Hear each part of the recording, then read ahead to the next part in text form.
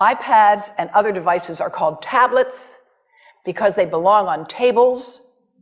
They are tested 20 centimeters away from that big guy that I showed you before. 20 centimeters away. They are not approved to be held in the laps of little children, although millions of kids are having them now in schools because the people involved in educational technology and those involved in public health research are not talking to one another. Because if they were, they would understand that you're giving children a two-way microwave radiating device, and if you must give them such a device for learning purposes, put it on airplane mode so that it's not sending and receiving signals as it does otherwise. Now, this is some new modeling, again, that we've developed with colleagues in Brazil, and we can share with you how we've done it. We first start out with the MRI and create the model with 1 millimeter voxels, and this is quite a bit of work goes into creating this, and here is what it looks like after a period of 6 minutes. And that's really not as bad as it might look, because you see the red area only gets partway through the eye of the adult, right? The one that we're really concerned about is this one with the young child. And this is a 3-year-old brain that we modeled. And you see that by the end of that 6-minute call, the peak radiation, yellow and red, is getting all the way into almost both eyes. And again, this is one call, and it's not going to kill anybody. It may not cause any biological effect whatsoever for 1 call or 2 calls or 3 calls. But the question is, what's the cumulative impact of this kind of exposure? How do we evaluate it? And I want to show you an example of some of the work that we are doing now that I'm releasing here for the first time. And this is a modeled microwave radiation dose of a 6-year-old with greater levels to the frontal and temporal lobes, eyes and cheek. And watch this here. Now, yellow, white, and red are the hottest, all right? And if you look carefully, you will see it's going into the eye, the nose. Do it again, just so you'll get to see it.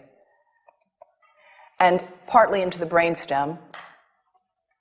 Now, that's just showing you that there's going to be some exposure into that area of a young head. It doesn't tell you that there's any biological effect, right? Now, the next slide is going to show you something that might be of interest to students and faculty here. And that has to do with exposure to the reproductive organs. We call them the gonads. I think you say the testicles. And bone marrow. And look here at the radiation as it gets into the groin area. And that's just from having a mobile phone modeled into the pocket. And this, again, is based on a normalized SAR with I think we had a dipole antenna. Now, the breast. The breast is mostly fat, contains a lot of fluid. Things that contain fat and fluid cook faster in the microwave oven. Now, a cell phone can't cook anything, all right? Mobile phones do not pop popcorn. That was a fraud. They don't make any heat that we know of, otherwise they wouldn't be permitted. But they do go through things that contain fat and fluid. And we are now working at Environmental Health Trust with scientists at the University of California, San Francisco, scientists at formerly the president of the American Cancer Society of California, because we are seeing women who keep cell phones in their bras. Has anyone seen a woman put a cell phone in her bra? Hands up, please.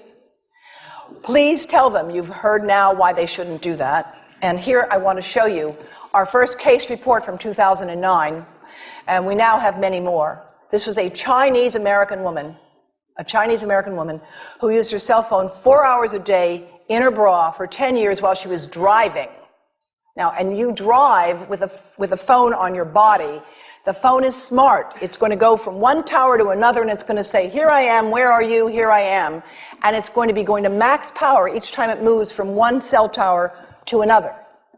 And there it was right next to her chest. And the tumors that developed right under the antenna of the phone. unusual tumors. But in the meantime, people have a right to know how you can minimize exposure. And again, I think this information is available on our website, will be available on yours. Remember, if you have to give a phone to a child, put it on airplane mode. And think about this. That microwave oven, it works because there's a metal box around the microwave signal, and the signal pings all over the place. Next time you get into an elevator or a train for any length of time, put your phone on airplane mode. Otherwise, that signal is going all over the place, magnifying and coming back. Keep the mobile phone away from you when it's on and you are asleep. Now, it takes a village to do a lot of things. These are some of the people whose materials I've used today with their permission, and I can't read this list to you, but I want you to know that I feel really honored to be working with some of the most talented people in the world on this issue. And they have given me permission to share these materials with you. And I leave you with this thought from Albert Einstein. The world is not dangerous because of those who do harm, but because of those who look at it without doing anything. So, thank you.